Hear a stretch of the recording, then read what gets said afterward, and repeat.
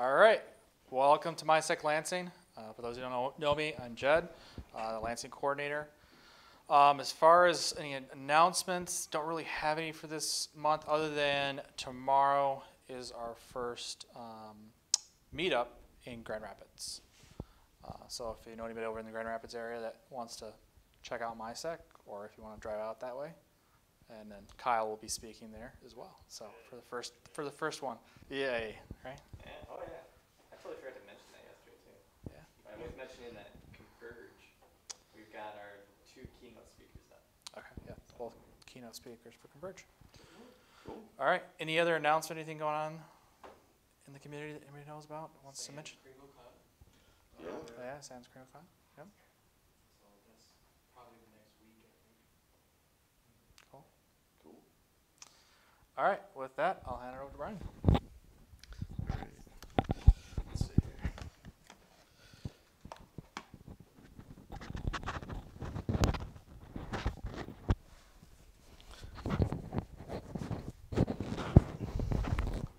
All right. How's everybody doing? Happy holidays. Thanks for showing up. Thanks for joining us on the stream or watching later. My name is Brian Martinez. My presentation today is about certs, or nah. Are you good? I just saw you hand signal. I did something dumb here, don't worry about it. Okay. Okay. Very good. So yeah, I'm here today to talk about should you consider getting certified? Should you ignore it? Is it worth it or is it not? Obviously, I guess I just kind of buried the lead here. This is a cert talk, not about community emergency response. It is not about certs with Retson. Anyone remember that? Yeah, that's right. You go in the dark and you bite into it, and you got a little lightning in your mouth, right? No, we're here to talk about certifications, and specifically security certifications. So we'll go over a brief intro about who I am, why I'm even qualified to speak about this. Maybe I'm not, I don't know. Reasons why you shouldn't, reasons why you should. I'll talk about my journey in getting certified, and I'll give you a lot to consider if it's something you've been thinking about. Maybe you're looking to get another one. Maybe you're looking at getting your first one. There's actually a lot that goes into your decision, I think. And so we'll review those types of things, go over any additional things, and we'll take a break at the end for questions if anybody has any. With a small crowd, I'm guessing maybe not, but maybe on YouTube there'll be some questions. We can address those later. All right, so I've been here at MSU since 1997 when I came here originally to be a journalist. Wound up getting a degree in telecommunication, in information systems and technology management. Basically, it was largely a policy-driven degree, which I found quite interesting because I'm also interested in the law. I minored in business. I do have certs. I've got my certified information systems auditor, my certified information systems security professional, certified information security manager, certified in the risk and information system controls, and this final one, I'll talk about that one a little bit later. I've been married to my wife for 22 years. I'm sorry, I've been with my wife for 22 years. We've been married for, 11, 12 of those years. She supports me in doing this. I'm really appreciative of all that. She lets me come out at night. Like you said, we got kids, so it's not easy to break away. I do have 2 awesome sons. They are super into Fortnite and Roblox. It gets very loud in my house because they have to compete with each other. And they also kind of like what it is that I do here too. I spent most of my career as a system administrator. I used to like to say I was a Unix sysadmin stuck in the body of a Windows sysadmin. I really enjoyed doing Unix stuff. But every job I got, they're like, hey, here, do this Windows stuff. And I was like, it's such a drag. I've worked in a lot of little areas in that. I've never done any programming, but system administration, hardware support, software support, help desk, network support. So I can, what's that? IRC, that's right. I used to manage the IRC server for MSU. I also used to do a little Slack. That's a secret. Don't anybody say anything about that. So yeah, because of that, I consider myself a jack of all trades and a master of none. I spent a little time in IT audit, which was super interesting, and that's kind of what led me here, where I am now at MSU, doing governance, risk, and compliance. So before I get to before my next slide, I wanted to share a little story that, in a roundabout way, kind of relates to why I'm doing this. I guess first, what I'll start with is this inspiration for this talk was, I interestingly have a lot of conversations with people of like, hey, I've been thinking about getting the CISP. I've been thinking about going for my CISA. Should I do it? Is it even worth it? Do too many people have it? Is it going to get me anything? Is it worth my time? And that's obviously what this talk is about today. But first, I want to tell a story that, like I said, is going to seem unrelated, but I promise you it does relate to this in a roundabout way. It's Christmas time. It's the holidays. Christmas is something that I really love. I grew up loving Christmas. My parents divorced when I was very young. I think I was 4 years old, 5 years old. And I thought it was awesome. I'm going to get 2 Christmases, my dad's and my mom's. And my mom, single mom, working an hourly job. She couldn't afford her own apartment, her own house, so we lived with my grandparents. My grandpa was super into Christmas, and that's what turned me into the Christmas freak you see today. So my dad remarried, and I went over to my stepmom's parents' house. I think I was about 5 years old, could have been 6. And they lived it up too, man. They had a big house, they had a big tree. It was Christmas Eve, we made cookies, and they had gifts for me already. And this was like my first time hanging out with them for Christmas. I'm like, oh, this is great. And my step-grandfather, he pulls me aside. He goes, again, remember, I'm like 5 or 6 years old. He goes, Brian, Santa Claus isn't real. And I'm like, what are you talking about, Grandpa? That's not true. Santa Claus is totally real. I just saw him at the mall. And he goes, no, he's not real. He goes, it's impossible for him to be real. I'm like, no, he lives at the North Pole. We celebrate this. There's red and white everywhere. So he has this article tucked away in his drawer. And I was looking into this today. I thought it was from something called Spy Magazine, but the timeline doesn't match up exactly right. But he had this article, and in it breaks down logically why Santa Claus cannot exist. And, he'd have to deliver to, like 10,000 houses every minute. And if he ate all those cookies, he'd weigh thousands of pounds. And the reindeer wouldn't have enough energy, and he's like, I'm 5 years old. He's reading this to me, and anyway, so I'm like, man, maybe Santa Claus isn't real. I don't know.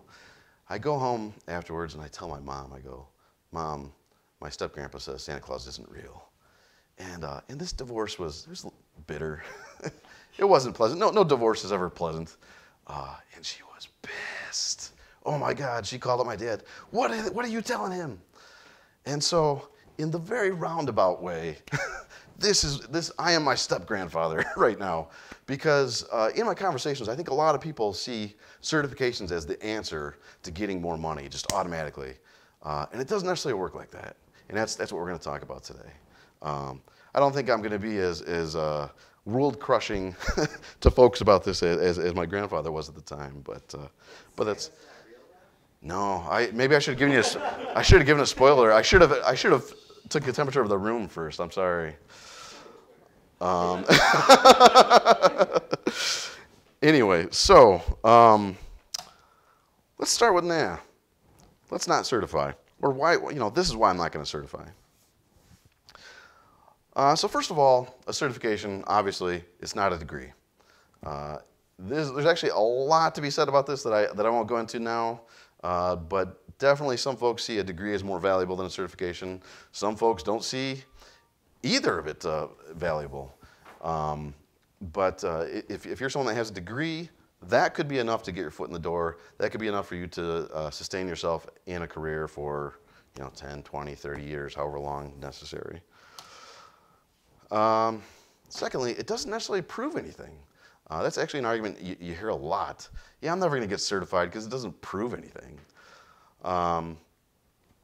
Interestingly, and I'll get to this later in the presentation, Other people think it does prove a lot. But that's definitely an argument that I hear, and some folks really, really believe it. And I got this guy here running into a TV. Clearly, he's a smart man. He's graduated from college, but there he is running into a TV for some reason. That is not here at MSU. I do want to make that clear. It's too expensive. This is a pretty valid argument. Certifications, some of them can be cheap. Some of them can be very, very expensive, and we'll talk about the whole gamut of them later on. But that's definitely a valid argument, especially if you have to pay your own way. It's a racket. I couldn't find a good gift to go with this one, so this one will have to suffice. But in some ways, it's like, if I don't need a cert, but some people are saying I do, and I buy into this, then there's a whole other world that you open up where you have to go and you have to pay them money for your membership, and you have to stay on top of your certification, and you got to get continuing professional education credits, and all the money just goes back to the company that certified you. Well, not always, but a lot of the time. And so that's kind of why it's a racket, and why you might be turned off with the idea of getting a cert. It actually, there's one more thing I meant to mention. Another inspiration for this talk was, I was having a conversation with a colleague. It was shortly after I got my CISP last year, or 2 years ago. And we were having this conversation about antivirus. And he was saying, I would never run antivirus because it runs I'm going to flub this right now because I'm standing in front of you. Ring 0. It runs at ring 0, right? So it basically has full control of the computer. And he's like, if someone can't compromise the antivirus, you've just compromised the entire computer. And he's like, that's ridiculous. It should be running further out. And ring 0 was something at that point in time, a couple years ago, I'd never heard of, but it's something I studied for my CISP. And I was like, oh, hey, I just passed my CISP. I know what you're talking about. And maybe inadvertently that was a humble brag. I don't know. It came out of my mouth. And the guy goes, and this guy is very anti-cert, very, very anti-cert. He goes, oh, you passed your CISP? Well, congrats, you have an opinion now. Which was interesting because that was also kind of an opinion that he was quite adamant about holding and angrily, but that was another source of inspiration for this talk. Is it worth it or not, right? You just don't need it. Maybe you've been working where you're working for 20 years. You're not going anywhere, which is also where I said next. You're staying put.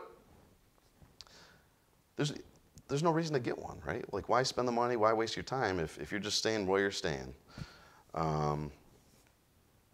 There is some counter arguments to that, but again, if you're an old timer, you've been doing this job for 20 years, 30 years, you're going to retire from the place where you're working. Everyone knows that you know what you're talking about. You just don't need it. So, enough with all the negativity. I had to toss in a Christmas vacation gift because, again, Christmas freak. So reasons why you don't have a degree, which again, this could be a very lengthy conversation, and I've actually had it with some of you on Slack about, is a degree even worth it? You don't have a degree, but you want to get your foot in the door somewhere.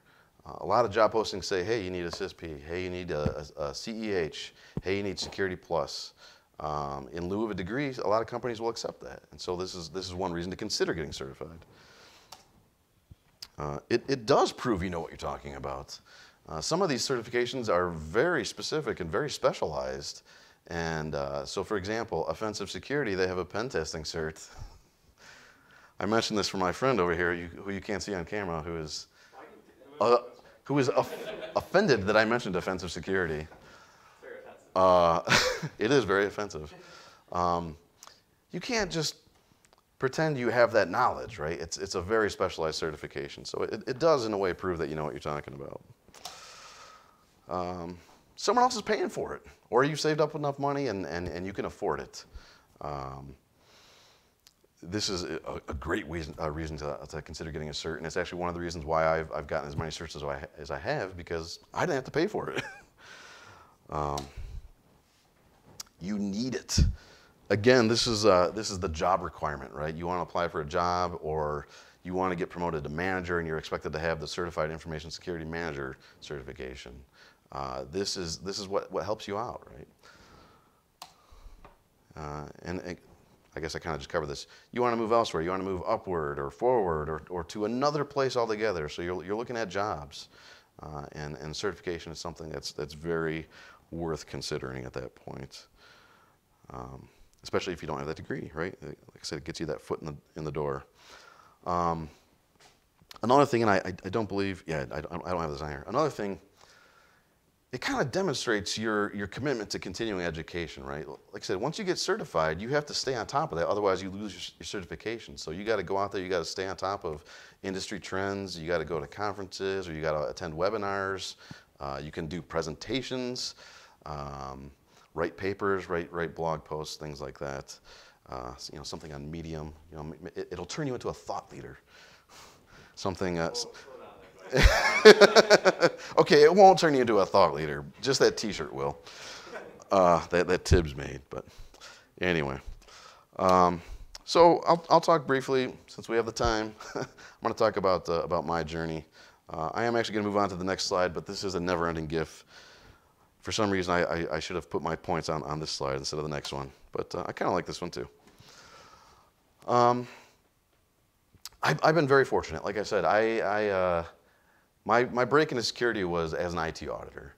And it wasn't a requirement that I got my CISA, my Certified Information Systems Auditor, but it was expected that I would. And in that case, the department I worked for, actually, they did not cover the cost of your exam. You had to cover that yourself. But if you passed it, there was incentive to really study for it and pass it. You got a little bit of a bonus for the year. And I actually got that registered and paid for on my way out the door from internal audit over to our information security team. So I ate the cost on that, but I was able to get certified within my first month of working for infosec. That allowed me an opportunity to pursue another cert with infosec, since that it came out of my budget originally. Now they've got budget for me to pursue certification. So the next one I went for was the CISP, the Certified Information Systems Security Professional. And I'll talk about that one a little bit more later. But that one was very, we did a boot camp style training. It was, I basically had to tell my wife, like, you're not going to see me for nearly a week here for this boot camp. It was training from 8 o'clock in the morning until about 7 o'clock at night. I'd come home, get dinner, say goodnight to my kids, and then I'd be studying from about 9 o'clock until midnight. That was Monday through Friday. Saturday we'd take the exam. And just that whole week of training, it's literally a semester's worth of knowledge in 1 week's time. And they just cram it in there. And of course, they want you to take the exam immediately afterwards because all that knowledge is fresh in your head, right? So we took the exam Saturday. And this was such an emotional roller coaster for me because they tell you early on you got to score 70% to get the cert.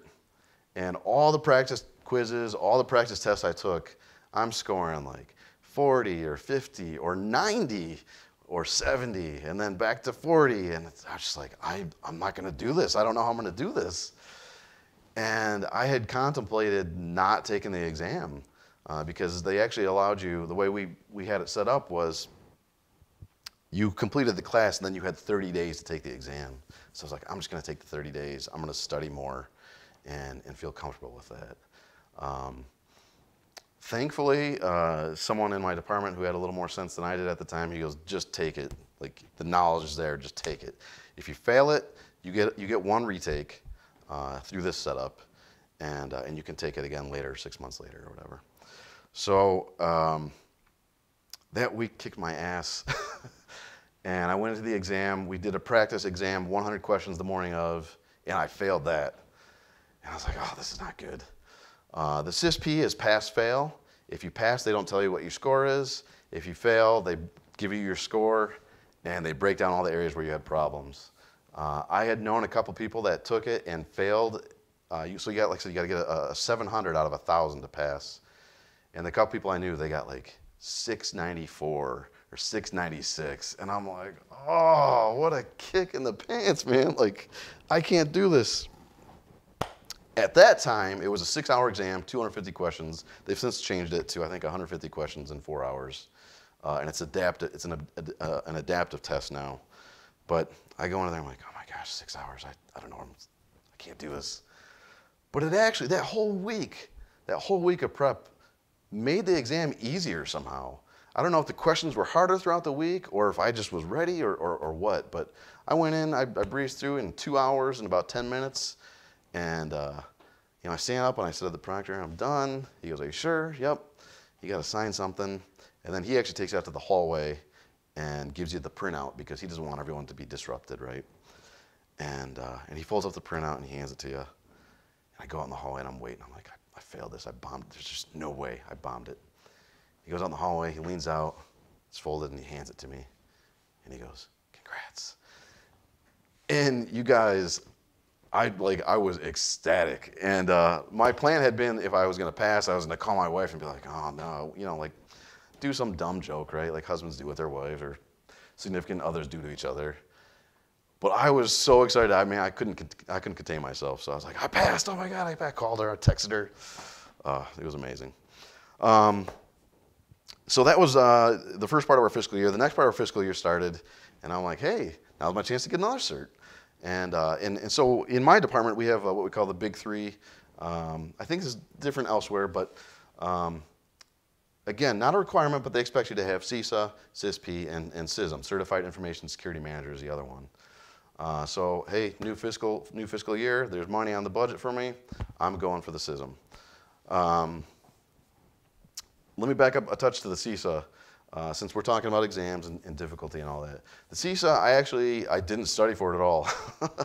I bought the book and everything.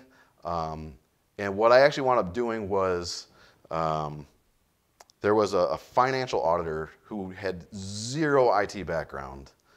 None, like it started with, hey, what's a server?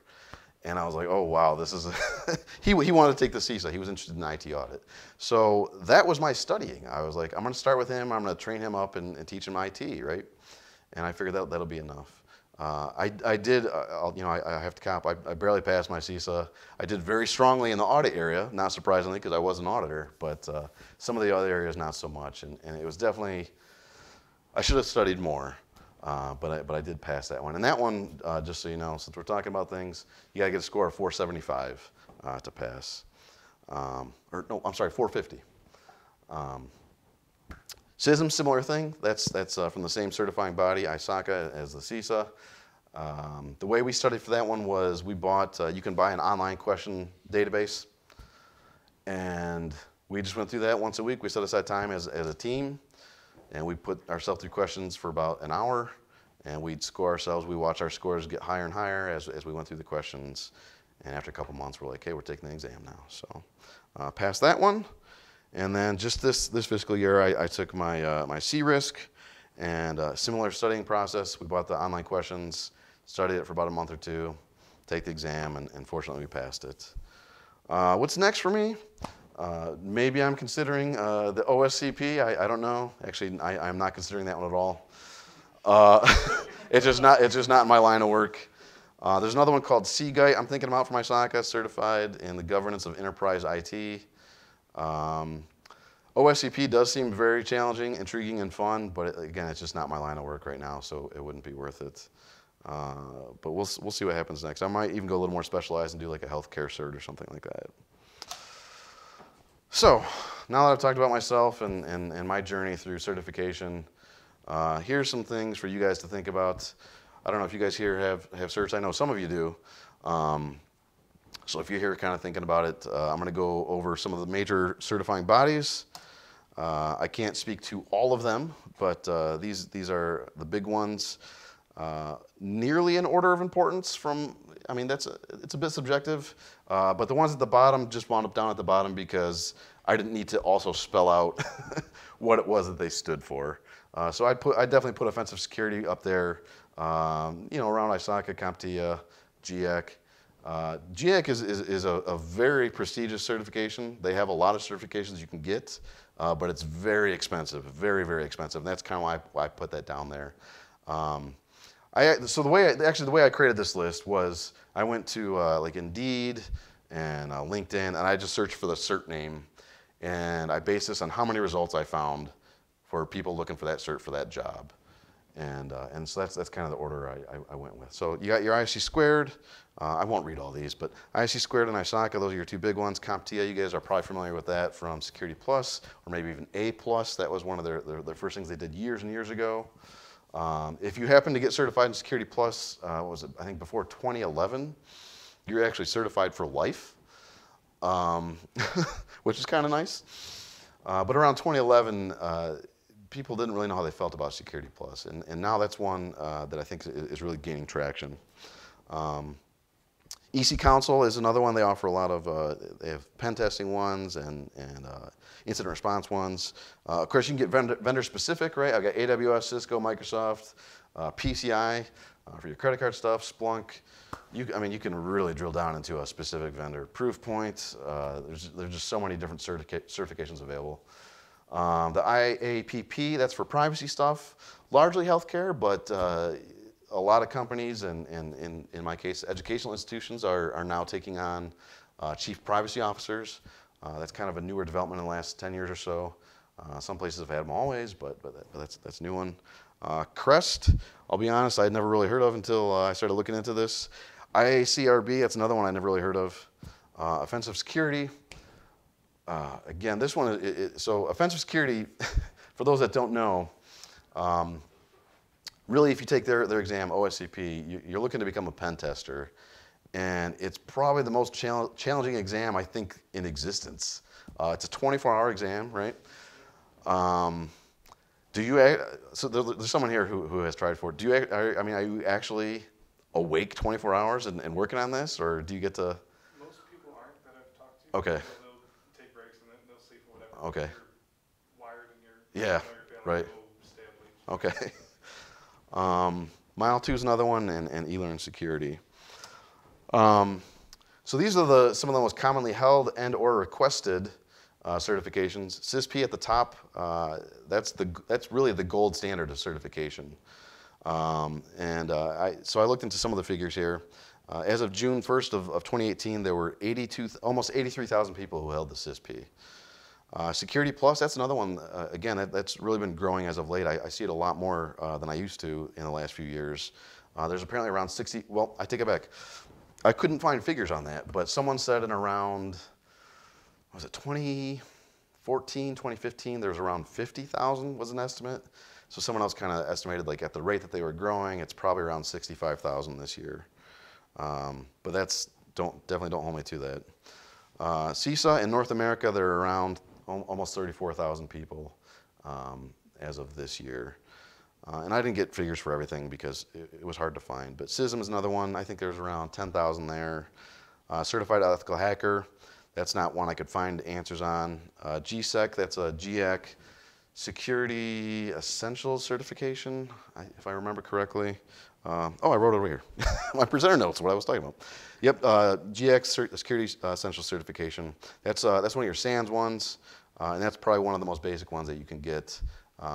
That being said, it's not necessarily an easy course. It's kind of somewhat in line with your CISP, with the amount of stuff that gets covered there. Then the SSCP, it's your Systems Security Certified Practitioner. That comes from ISC Squared, who also offers the CISP at the top. Then you've got the CASP, which is the CompTIA Advanced Security Practitioner. So if you've gotten your Security Plus, that's probably the next logical step to move to is the CASP.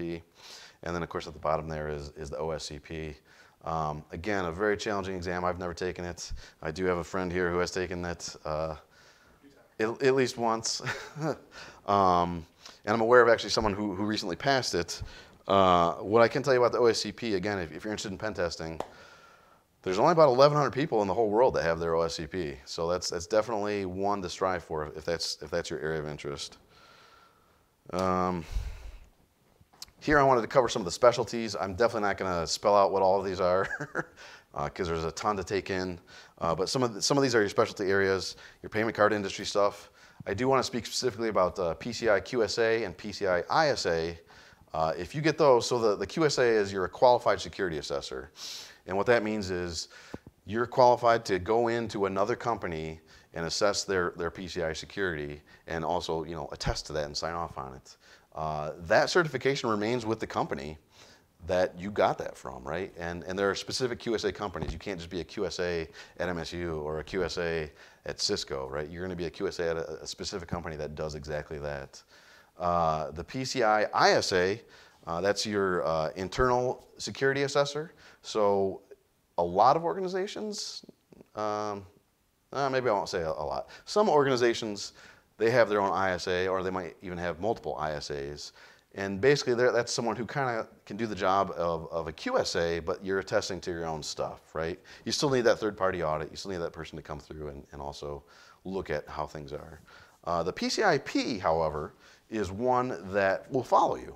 So if you actually are an ISA or a QSA, you can actually, I think, just apply for the PCIP, and they'll basically just grant it to you. You got to pay a fee or whatever, but they'll grant it to you. And if you ever leave the company you're at, you can say, hey, I'm a PCI professional. I know what I'm talking about.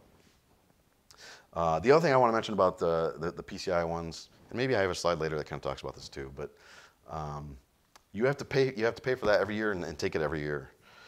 Healthcare one, you got the HCISPP. That's another one from ISC Squared.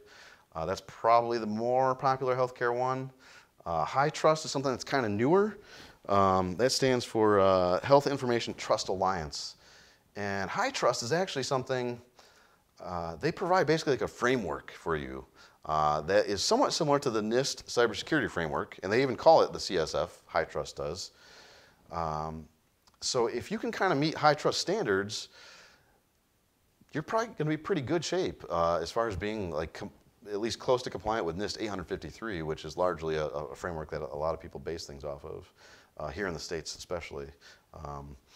High Trust is another one where you have to pay a regular fee. I think it's about $1,000. But then at the end of it, there's no like carrying it on. It expires and you have to take an exam again, which is around $4,500. Power plant specific ones, you got Grid, I think is probably one of the more popular ones. You got the GICSP and the GCIP. Actually, I think Grid is another one also from SANS or from GIAC. If that's your line of work, you're working with industrial controls, you're working in power plants, that's something you want to consider pursuing. Identity and access management, they have their own stuff too. The CM was the one that I was most familiar with, really meaning I've heard of it, but there's a handful of others there that you can look at. Application security, you got, that's secure, I'm sorry, I'm getting ahead of myself here. Certified in the Secure Software Lifecycle Professional. That's the CSSLP at the end there. That's one from ISC Squared. The first two there are coming from GIAC and SANS again. Basically, it tells you know how to do web pen testing, you know how to do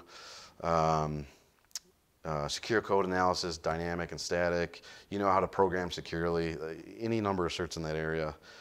And also I want to stress, these are just some of the specialty areas. You can really dig down into anything, really. But you got your pen testing certs, you got your DR and business continuity certs. So here's one that I found in my research. There's something called the Dark Web Council. Never heard of this before. But I discovered it, again, while I was doing this. And I'm like, what the heck is the Dark Web Council? So they offer these certifications. Certified Dark Web Professional, Certified Dark Web Mariner, and certified in dark web defense. You pay these in Bitcoin? No, I really don't know. I searched for, if I just put in one of these terms in Google, so particularly the CDWP, there's about 7 results. And there's 2 people on LinkedIn who appear to be certified in it. If I put in CDWM or CDWD, there's 1 result, and that's to the that's to the Dark Web Council's website where they talk about the certification they offer. So I don't know anything about this, but the company that actually put on my boot camp offers training in it. So maybe I should call and find out what that's about, but it's a strange thing. And like what is the dark web defense? Like, what do you, I don't know. Anyway, and then I got the Ciroc on there, and that was what I put on there. This was just a little inside joke between some coworkers and I. Since I was doing this, they said, well, you're certified in the research of certifications. Ciroc, not a real cert. I made it up. But that, honestly, that point kind of plays into maybe this is a little bit of a racket, right? Like anyone can just create a certifying body. You don't necessarily have to advertise that you're ANSI certified. ANSI is kind of like the governing body who says, yep, this is legit. Of course, who gives them the power? Well, the government does, but the UN, actually. Okay, yeah, right, the UN. Thank you. I'm glad you were here. But yeah, I found stuff. Kevin Mitnick had one years ago. It doesn't exist anymore. It was in social engineering. It existed from like 2004 to 2006. You can't find any reference or many references to it anymore either. But that kind of plays into the maybe this is a racket. But really, like I said, these specialties and the ones that I mentioned on the previous slide are, if you're going to pursue this, it's definitely worth your time. So let's talk about money. And these are just exam fees. And these are, again, just from the four biggest ones, really. The SIS piece, that's the gold standard. You're talking about an exam fee of $700. Can you afford that? I don't know. Maybe you can. Maybe you can't. Will your company pay for it? If so, you should probably go for it, right? Maybe you're not going to stick around at the company you're at, but the next place you're going to, they'll definitely be happy if you have a SIS-P. That's actually about the price if you fail a SANS exam thing. Your retake cost is $700. Yeah. I think I cover that in a later slide too, but yes, I saw that too. Yeah. No, that's good, man. That's good. The SIS-P actually has some specialty areas in architecture, engineering, and I'll be honest, I don't remember what the NP stands for. But that's something else you can specialize. So you get your SIS-P, and then you can also get this additional specialty. So again, this is the CSSLP. That's the Secure Software Lifecycle. The CAP is basically just, oh shoot, I'm blanking on that one now. Anyway, CAP. You got your healthcare one. The CCSP is related to cloud. And that's actually one that folks are considering now too, especially if you're going to be a cloud architect. And the final one is the SSCP, which is kind of like a basic version of the SIS-P. You got your ones from ISACA. Again, you got your auditor one, your risk management one, security manager one, and governance one. With ISACA, if you're going to pursue one of those exams, one of those certifications, it's worthwhile to become a member because you get a discount on the exam price. Membership is actually an additional $135. And of course, you also have to pay chapter dues. So depending where you're at in the States, that can range anywhere from $20 to $70 additional per year. And that membership fee is also yearly. But that gets you discounted prices on their questions databases, gets you discount prices on their books, to their conferences, and all that kind of stuff. It nearly pays for itself just registering for membership to get the discount on the exam, and what that might get you should you pass, professionally, salary-wise. I'm not going to go down all these CompTIA ones, but I looked up the price and they gave it for all of them, so I was like, that's easy. So I gave you guys everything there. But Security Plus, the one that most people would be looking for, around $340. I don't remember what the retake fee is. But again, that's something to consider should you fail it. GIAC or the SANS stuff, all the exams by themselves are $1,900. You don't have to take a GIAC course or SANS course. You don't need to buy any material. You can be like, hey, I know this stuff. I'm going to go take the exam. Plunk down $1,900, or your department plunks down $1,900, and you're good to go. I did not list out the certifications here because there are 33 different certs they offer in all kinds of specialties: penetration testing, advanced forensics in memory, which I think Kyle dabbles in a little bit. Yeah, okay. Oh, okay. Okay. They have an audit certification. They have just a Security Essentials certification. Yep, SCADA certifications. Yep. So there's many different specialties. Again, so your executives or your senior managers, they might not know SANS or GIAC, but if you work in the field or you're starting to work in the field, you definitely have heard of SANS.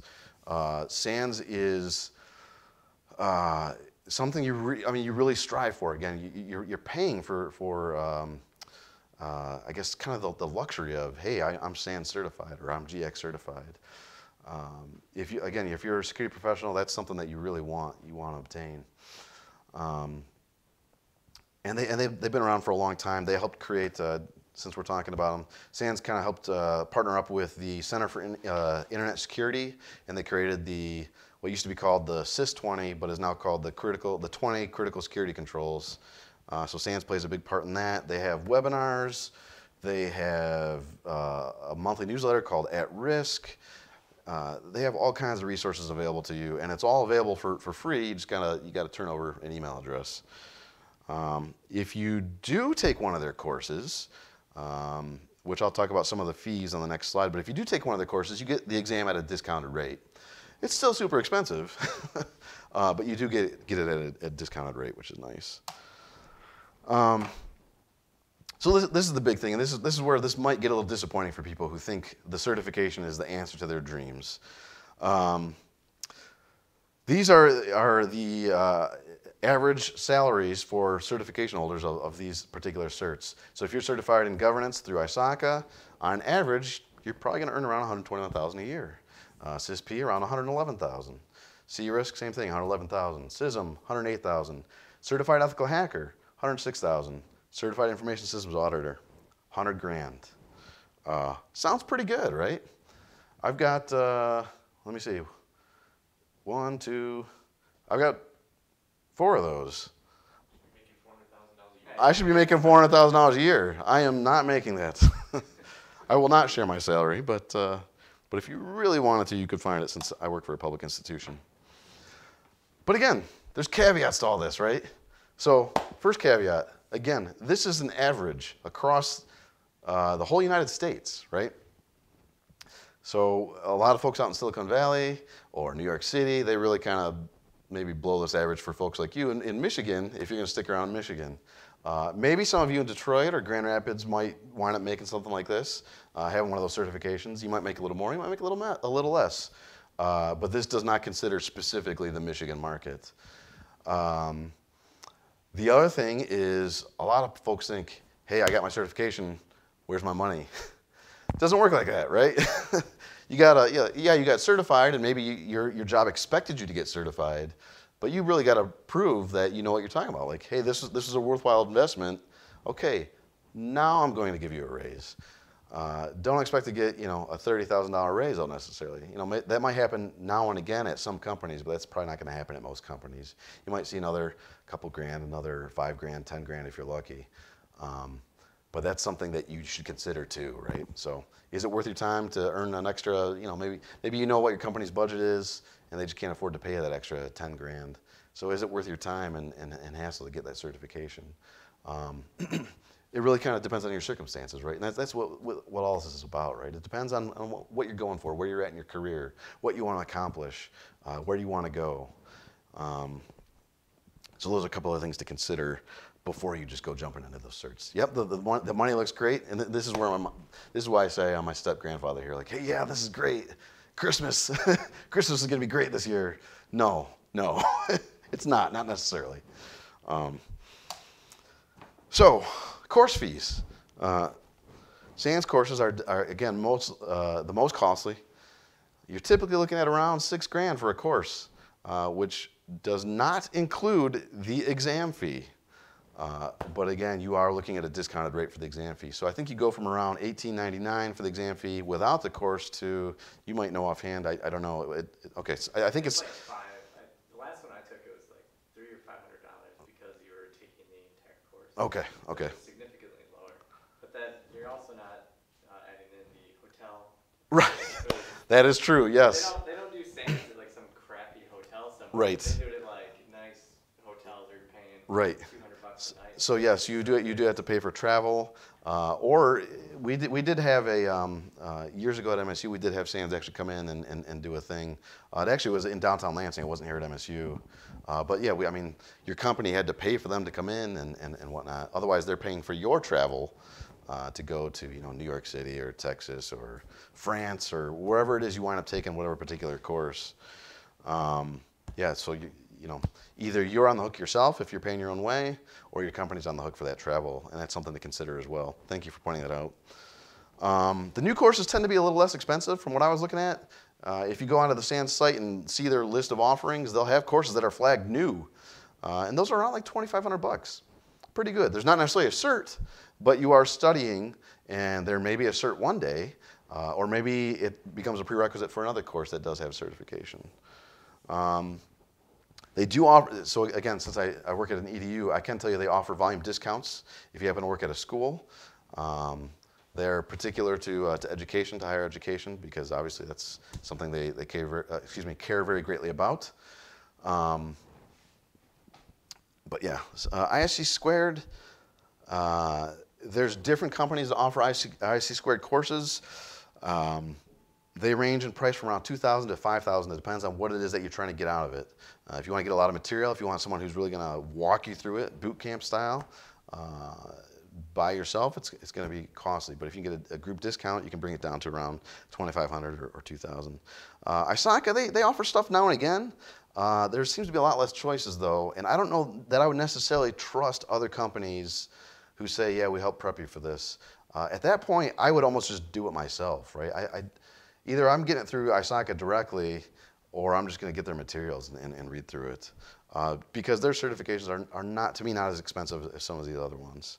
I got those ... in there, the ellipses, because I meant to put more in here, and I didn't have time because my laptop was broken today.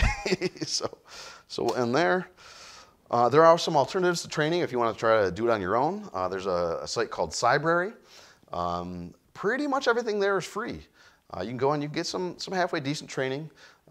It'll track your progress through a course, and it will really prepare you to take some of these exams. And they offer all the ISACA stuff, all the IC squared stuff, CompTIA stuff. There might be some SANS stuff in there. I don't know. I guess I kind of doubt it.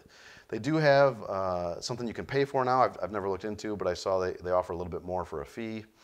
Udemy is another choice, or Udemy, or I don't know how you say it. They do have free courses in there. The security courses I searched for all seem to be around $11 each. So for example, they had a CISP course in there. CISP has 8 domains, and they broke up the courses into 2 domains each. So you'd have to shell out $44 to do this on your own through Udemy. LinkedIn Learning is another choice you could do. Maybe your company has access to this. It used to be called Lynda. If you want to do it on your own, it's $30 a month. Again, this is self-paced, self-study. Pluralsight's another option. They offer a little more with regards to security certifications and self-study. Something else that I would suggest doing, and it's something that we've looked into ourselves, and this is also kind of how we get the SANS discount too, is maybe partner up with a business in your industry. Maybe you've linked into people and reach out to people in that industry, and you're friends with them. You chat now and again. See if your companies want to go in together and get like a bulk discount on on-site training, or even sending you guys somewhere. If not a like industry, maybe reach out to local businesses. Everyone needs to worry about security, right? So it's something that everyone should consider. And of course, then there's the good old-fashioned book learning, right? Go out and buy some books. I have not read this book myself, but if anyone's considering the CISP, I've been told by a handful of sources, 11th hour CISP is the one to go with. That's my only plug. Again, I can't speak to it. I didn't use it. I went through the boot camp, so I don't know. And then here's some other things that you need to think about if you're pursuing certifications and whether or not it's worth it. I would suggest studying for most of these exams for at least 30 hours for some of the easier ones, some of the entry-level certs like Security Plus or CISA. But really, you should put in, I'd say, at least 50 to 60 hours. If you have that kind of time that you can dedicate to that, ideally, you're doing it a lot more closely together, because then you're retaining that knowledge rather than spread out. If you can dedicate that time, I'd say go for it. And you don't have other priorities in life. If you got kids you got to take to soccer, or someone in the hospital you're taking care of, then obviously I think it's probably a little more important than the self-study. You get certification fees. So hey, great, you passed your cert. Guess what? You're not actually certified until you pay even more money to get the cert. Boy, yeah, I'm coming up on time here, but this is almost the end. So in my experience, the certification fees are around $50. I'd say maybe $30 to $70 on average. That's in addition to the exam fee. You've got your renewal fees. All of these certifying bodies seem to have a renewal fee every year. Again, that can range from maybe $20, $30 up to $1,000 or $2,000. That's something that you need to work into your budget. If there's a particular cert you're interested in, this is definitely something you want to look into before you go and take that cert. Recertification fees, again, like I said, with high trust, that expires at the end of 3 years. That 4th year, you got to go take the full, you got to spend $4,500 to take it again and get certified again. Retake fees. Let's say you fail the exam and you're like, I'm going for this. My company's paying for it. I don't care. Or I've got the money saved up. Like Kyle said, the SANS retake fee is $900. So something to consider. Some of the other exams, it's definitely a lot less than that, but definitely take that into account, especially if you're not feeling too confident. And finally, this goes back to the racket thing again. The CPEs, you got to stay on top of the CPEs. All of the exams, all of the certifying bodies are different. The ones that I'm carrying, like I said, the ISC squared ones and the ISACA ones, I have to do 120 continuing education credits within 3 years, and they're expecting 40 per year. You can get that in a variety of ways. Again, I got here what counts. So with those ones, you can present, that counts. Preparing for the presentation, that counts. Writing an article in something, that counts. Going to a conference, that counts, right? You really want to look into what qualifies as a CPE. Interestingly, I'll mention if you do get one of these and you present, I think it's ISC squared preparing for the presentation. That's just 5 CPEs right there. And you might have even only spent like an hour on it. You can claim 5 CPEs. I might have that wrong, so please don't quote me on that. But I'm just trying to give you an example. And what happens if you don't meet the CPEs? Well, then you probably got to go back and look at all these other fees that you need to consider. And I will speak to SANS. Theirs is a little different. I think they're 40 CPEs or something like that, 35 over 4 years, right? Okay. Okay. That's what it pays for. Okay. Because at the end, I just had to go through one of my certs already. Gotcha. And basically went through that and I applied them. And yeah. So Okay. you can basically get free retakes to a degree. Okay. But then you're only paying the fee, I think, to schedule it at the site. Gotcha. All right. Well, there you have it about SANS. Your mileage may vary in all of this, right? Is it worth it? That's really going to be up to you. I can't tell you yes or no. I am definitely a fan of education. It's why I work in higher education and have for all these years. To me, I think it's worth it. But there's a lot to consider. You can't just be like, oh, I'm definitely doing this or not doing it, right? Like, if you're just one of those people like, I'm not doing this, well, did you think about all these other things? Like, are you going to stay where you're at? Are you the go-to expert? Do you ever want to advance your career? It's a lot to consider. So that being said, we got a few minutes. I don't know if you guys here have any questions or if anybody has any questions in Slack, but I'd be happy to address them. Yeah, go ahead. So you mentioned a couple different ways of training for certs, like self-study or Yep. boot camp. Do you have one of those methods that you prefer the most? So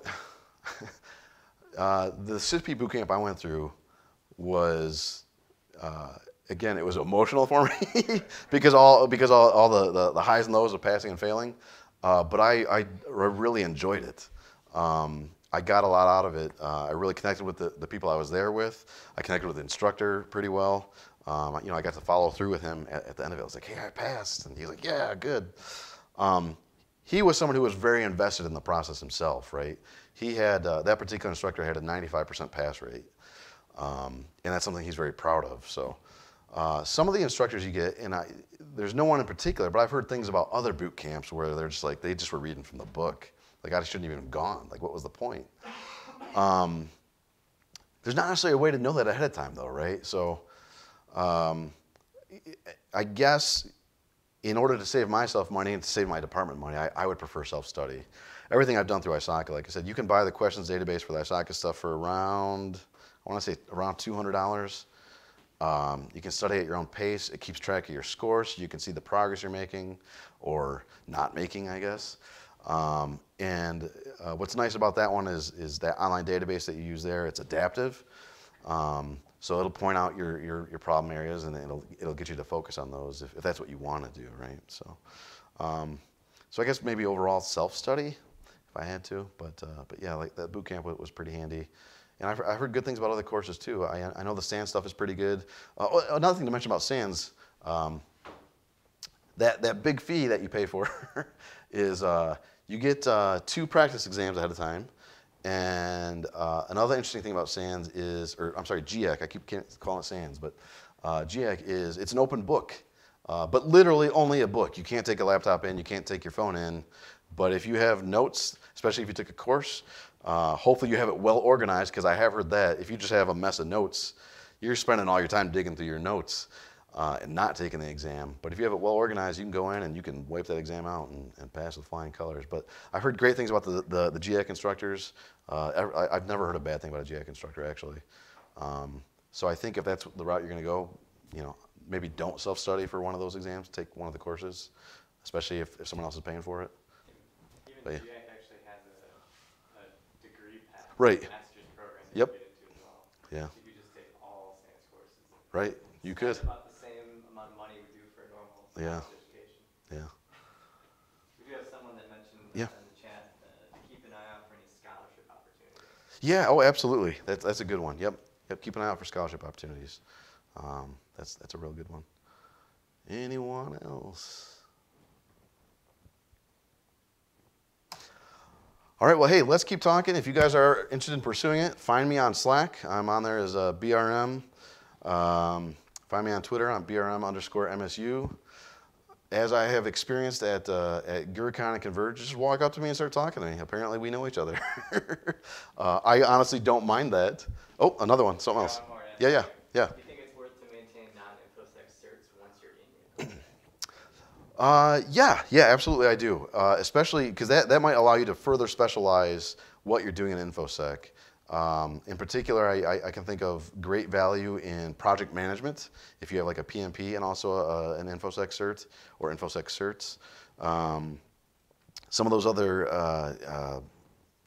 I don't know the right phrase, but things like Scrum and Agile, if you're certified in that, black belt in, was it Six Sigma or Sigma 6? I'm sorry, I don't remember. Those can really help you advance your career elsewhere, especially if you start looking at other companies. So I'd say that's worth it for sure. Of course, if you don't do project management anymore, then maybe don't spend the money on it, on staying on top of it. But it can definitely be beneficial. Anyway, so yeah, like I said, let's keep the conversation going. There's always lots of discussion in Slack. I like talking about this stuff.